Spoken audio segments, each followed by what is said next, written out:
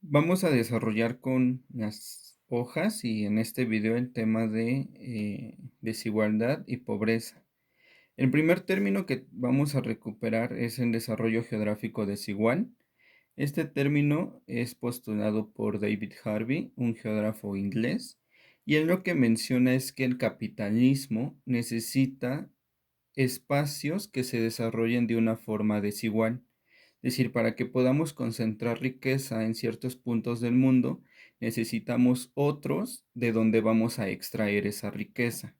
Pensándolo en términos globales, vamos a hacer entonces una distinción entre tres países: países centrales, periféricos y semiperiféricos.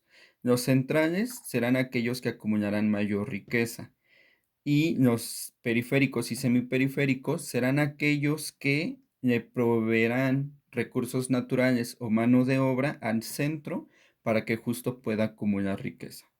Decir esta idea, lo que nos intenta como aclarar es que para que tengamos países potencias, que sean potencias económicas, necesitamos países pobres. Y en ese sentido, vamos a formar un norte económico en donde se toman las decisiones y un sur económico que va a estar subordinado. Si lo vemos en un plano ya como visual, vamos a hacer esta distinción. Los países en rojo serían ese sur económico de subordinación y los países en azul serían el norte económico en donde se concentran el poder y las decisiones capitalistas. Si vemos, coincide con los hemisferios o con los puntos cardinales de nuestro planeta. Aquí hay que tener claro un proceso. No es que la ubicación geográfica determine si el país es rico o es pobre, sino en los procesos de colonización. Vemos que aquí lo que coincide, sobre todo en Latinoamérica, en esa parte, y en África, es que estos dos continentes fueron los que le otorgaron recursos naturales a Europa, a Estados Unidos y Canadá, ¿no? Entonces, esta distinción tiene que ver más con un proceso histórico que con una localización en el planeta. Aquí la única diferencia que establecemos es con Australia y Nueva Zelanda, que a pesar de estar en el sur, se consideran como un norte económico. Otro proceso que el capitalismo necesita para justo realizar esta acumulación capitalista es la distinción entre el campo y la ciudad como espacios. Ambos espacios, ya lo habíamos visto en clase, van a ser o van a tener dinámicas que se complementan. El campo le va a otorgar a la ciudad insumos, recursos naturales y materia prima. Pero hay otro elemento muy importante que le va a otorgar, que es la fuerza de trabajo. Esta fuerza de trabajo es la que va a venir a la ciudad a justo reproducir el capital y entonces otorgar una acumulación. Dentro de la idea del desarrollo geográfico desigual, lo que veríamos aquí es que el campo necesita ser un espacio que se subordina a la ciudad, si lo hablamos en términos capitalistas. Mientras mayor subordinación tengamos en el campo, podemos o la ciudad puede tener un mayor impulso de estos tres elementos que necesita. Es decir, mientras la clase trabajadora venga de procesos de mayor desigualdad, puede conformarse con salarios más bajos y en ese sentido la ciudad puede aprovechar como esa mano de obra. Entonces vamos a distinguir que para la acumulación capitalista necesitamos tres aspectos. Una división territorial del trabajo, como esta del campo y la ciudad. En un país vamos a tener espacios que expulsen a población porque no le ofrecen calidad de vida y esa población va a impulsar el crecimiento de las ciudades. Vamos a tener una división global del trabajo y el territorio, que es lo que veíamos en este gráfico, ¿no? Necesitamos también, o el capital necesita esta división para que justo las personas de los países pobres vengan a los países ricos a justo generar capital. Y el último es que necesitamos una división de clases. Si no hay división de clases, la mano explotada o la mano obrera no puede ser explotada y en ese sentido habrá menor acumulación de capital. Es decir, mientras más población, por ejemplo, de clase baja tengamos, vamos a poder ofrecer sueldos más bajos. ¿no? Y eso ayudaría en la acumulación del capital. Otro de los procesos que vamos a recuperar para hablar de desigualdad es el llamado blanquitud.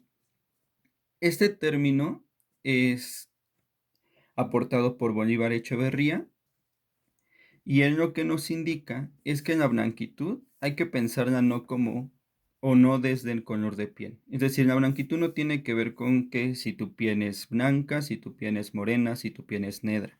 Tiene que ver con que se han fijado patrones culturales de vida y una validación de saberes. Decir, a esto de patrones culturales de vida nos referimos sobre todo al tipo de consumo que se ejerce en la sociedad, en donde los patrones de consumo europeos y estadounidenses están muy valorados. Es decir, a ellos o ese tipo de vida es el que se consolida como el deseado o el que todos queremos aspirar.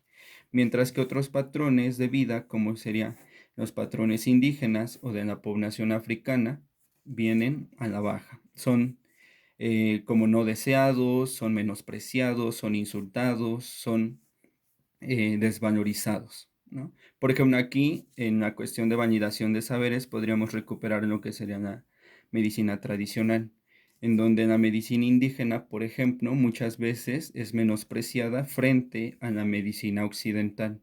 Para curar una enfermedad, no sé, si nos dicen que nos tomemos, por ejemplo, cierto té o que nos untemos ciertas hierbas, generalmente es cuestionado, mientras que la química de la medicina occidental viene como muy valorada.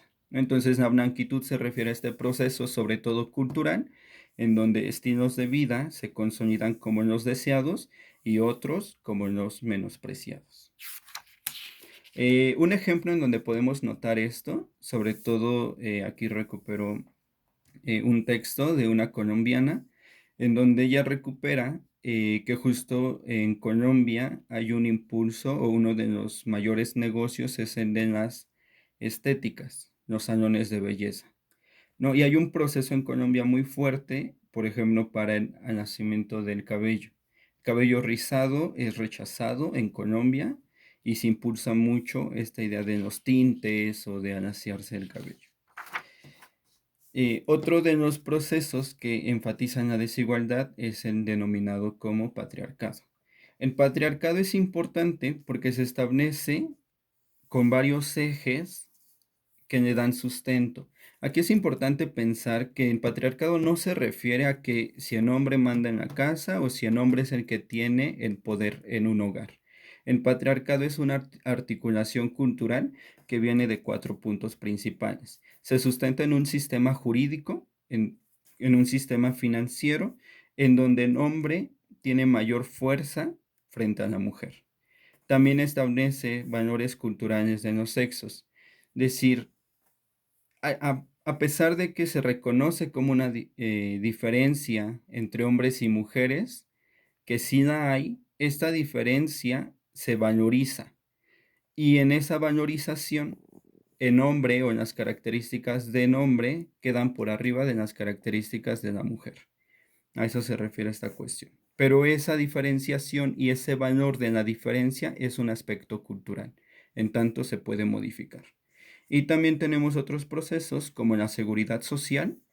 Aquí sobre todo pensamos en familias tradicionales en donde la mujer puede acceder a tener seguridad social si está casada con un hombre. De otra forma, la seguridad social no existe. Y entonces el patriarcado lo que hace es establecer al hombre como el centro de la relación social y a las mujeres y a los niños como la periferia, ¿no? Los relega a un segundo plano. Entonces, lo que tenemos para cerrar es una articulación de la desigualdad. Esta articulación se sustenta, estos son los ejemplos que quise recuperar, hay más, pero los que recuperamos aquí es patriarcado, capitalismo y blanquitud. El patriarcado que va a colocar al hombre en el centro, con poder, a la mujer, a los infantes y a las disidencias sexuales en las orillas.